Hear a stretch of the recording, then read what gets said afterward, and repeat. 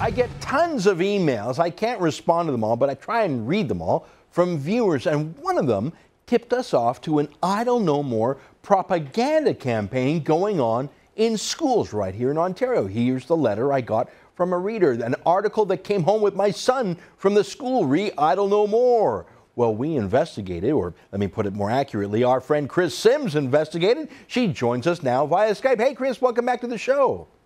Thank you, Ezra. Now, I am a parent myself, and I am terrified with the politics that may or may not be taught at my kid's school.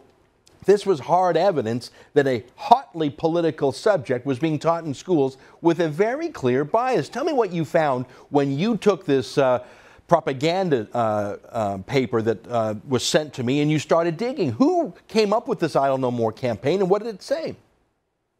It's actually quite interesting. This was brought home, like you saw in the email there, by a grade 6 student. I'm guessing it's from a social studies class, or perhaps one of those more artistic classes that they would take at the elementary school level in Eganville, which is about an hour and a half outside of Ottawa. And you can see here that it focuses on the issue of Idle No More. This is in this current issue. The main thing is it's called What in the World. It's a publication put out by a company called Les Plans, which is a private company, a small business run actually out of Victoria, British Columbia.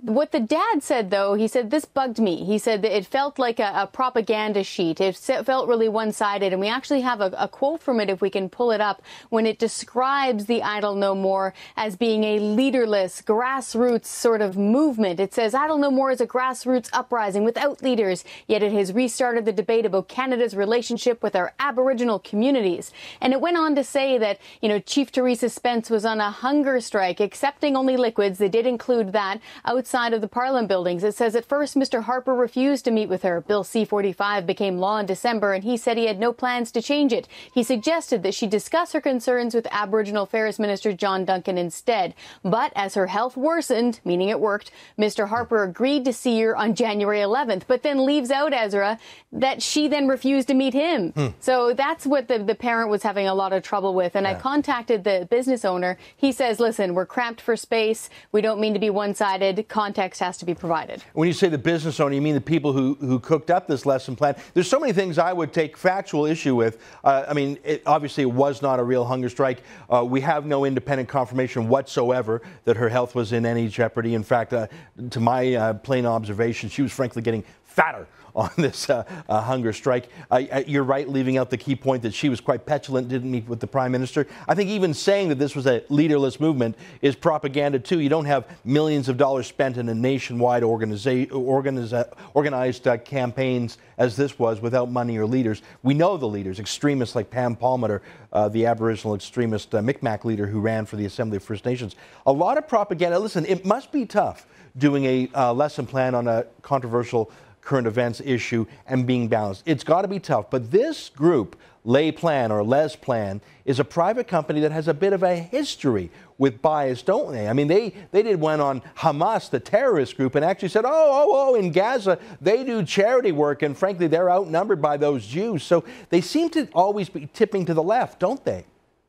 It made the news earlier, and I was kind of surprised by that, because when I contacted the owner just this afternoon to talk about the Idle No More issue, he seemed surprised that he was getting a phone call from a reporter. But it turns out it was in the news earlier on a very different topic. But like you said, people can see this is coming from a left-wing perspective, because they described Hamas as a militant Islamic organization.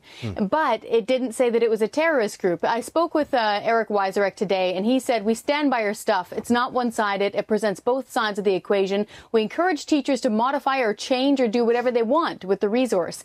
My question would be, though, why bother with a curriculum-looking plan like this? If he says it's just a resource like Maclean's or the Star or the Sun, why not just bring that newspaper into the classroom? Yeah, if you go on their website, you can see that they're all about the left-wing pressure group issues like fracking. They've got a survey on fracking. Are you afraid of fracking? What are the negative consequences of fracking? Of course, there have been about 250,000 fracked wells in Canada without any incident.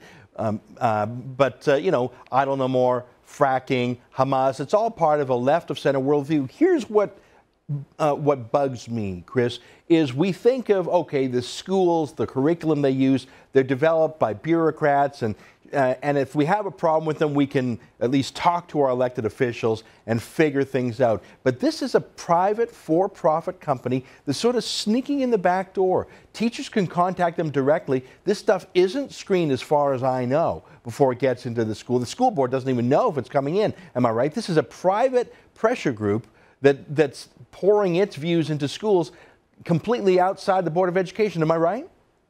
I would describe it as a private, almost a newsletter company, Ezra, that markets and brands itself for teachers. That's how I would best describe it. He says that it's written by writers with teaching experience and then edited by teachers. And then after that, they put it out to press the same way, you know, a magazine would. But it's very small, he says. And he says they have subscribers from Tofino, BC, all the way to St. John, New Brunswick. And he says that he wanted to do it because he found that there was a lack of current resources, current events resources for teachers to use. He said, you know, why make the teacher reinvent the wheel on articles and pull articles from the internet and different magazines when I can give it to them in one package? So he says that's his business plan. Though that's quite helpful of him. I suppose the David Suzuki Foundation, Al Gore, they all have their teacher kits ready too. I think the left has made a field day out of giving their own spin to teachers who just, frankly, appreciate the help that their work has done for them. The right is nowhere to be seen in schools. I don't think schools should be political